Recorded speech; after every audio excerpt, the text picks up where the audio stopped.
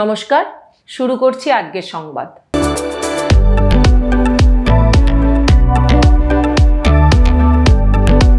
বিষয়টা হলো আত্মরক্ষা আর শিক্ষাটা একেবারেই হাতে কলমে।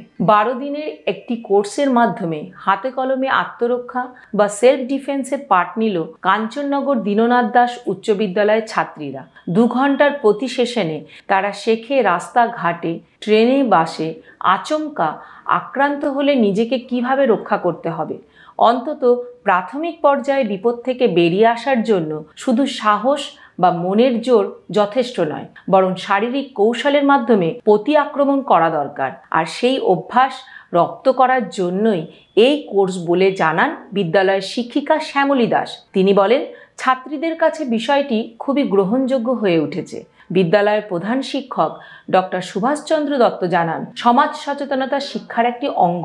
ঘরে বাইরে জটিল অপরাধের আবর্তে বালিকারা যাতে হারিয়ে না যায় তার জন্য এই জাতীয় কর্মশালাকে আমরা সবসময় স্বাগত জানাই। এর মধ্যে দিয়ে ছাত্রীরা খুব অল্প বয়সেই তাদের আত্মরক্ষার পাঠ গ্রহণ করতে পারছে। হাতে কলমে এই শিক্ষা আগামী দিনে তাদের নিরাপদ জীবনযাপনের ক্ষেত্রে সহায়ক হবে বলে মনে করা হচ্ছে।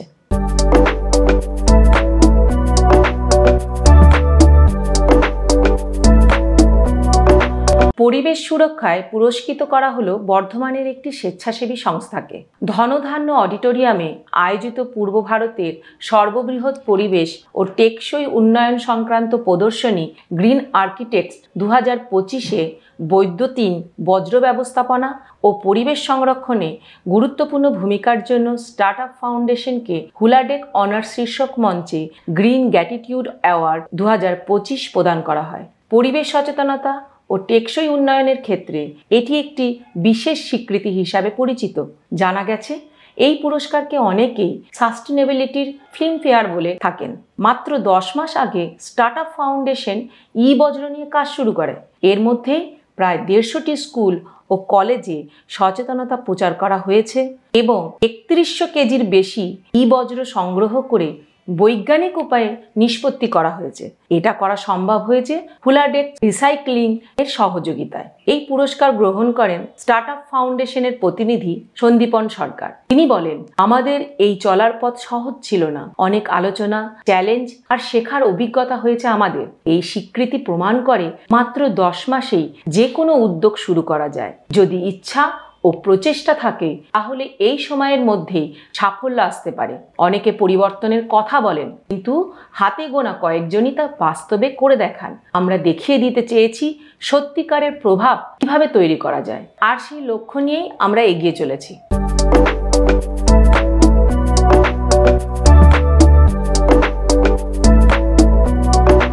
বর্ধমান শহরের 28 নম্বর ওয়ার্ডে তৃণমূল কংগ্রেসের পক্ষ থেকে একটি কর্মী সম্মেলন আয়োজন করা হয়। এই কর্মী সম্মেলনে উপস্থিত ছিলেন বর্ধমান দক্ষিণ বিধানসভা কেন্দ্রের বিধায়ক খোকন দাস, বর্ধমান শহর তৃণমূল কংগ্রেসের সভাপতি তন্ময় সিংহ রায়, স্থানীয় কাউন্সিলর ইন্তেখাব আলম সহ অন্যান্য কাউন্সিলরদের মধ্যে শ্যামাপ্রসাদ বন্দ্যোপাধ্যায়, শাহাবুদ্দিন খান, পূর্ব বর্ধমান জেলা তৃণমূল কংগ্রেসের সাধারণ সম্পাদক জয়দেব মুখার্জি প্রমুখ। এদিনের সভায় খোকন দাস বলেন, 28 নম্বর ওয়ার্ডে আগামী বিধানসভা নির্বাচনে তৃণমূলের জয় সুনিশ্চিত করতে হবে। এর জন্য ওয়ার্ডে সাধারণ মানুষের সঙ্গে জনসংযোগ বাড়াতে হবে।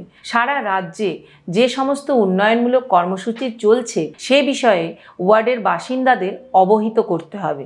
শহর তৃণমূল কংগ্রেসের সভাপতি তন্ময় সিংহ রায় বলেন, আগামী 2026-এর বিধানসভা নির্বাচনকে সামনে রেখে এখন থেকেই দলীয় স্তরে ওয়ার্ড ভিত্তিক কর্মী সভা করা হচ্ছে। এই সমস্ত সভায় উপস্থিত কর্মীদের ভুতুড়ে ভোটার চিহ্নিতকরণের বিষয়ে গুরুত্ব দিতে বলা হয়েছে। একই সঙ্গে রাজ্য সরকারের বিভিন্ন জনমুখী প্রকল্পের বার্তাকে ওয়ার্ডের বাসিন্দাদের কাছে পৌঁছে দেওয়ার ওপরও গুরুত্ব আরোপ করা হয়েছে। জয়দেব মুখার্জি বলেন, প্রতিটি ওয়ার্ডের সাধারণ মানুষের সঙ্গে আরও নিবিড় জনসংযোগ স্থাপন করতে হবে। এর জন্য প্রতিটি ওয়ার্ডেই দলের নেতৃত্ব ও কর্মীদের সাধারণ মানুষের বাড়ি বাড়ি পৌঁছে তাদের সুবিধা অসুবিধার কথা জানতে হবে।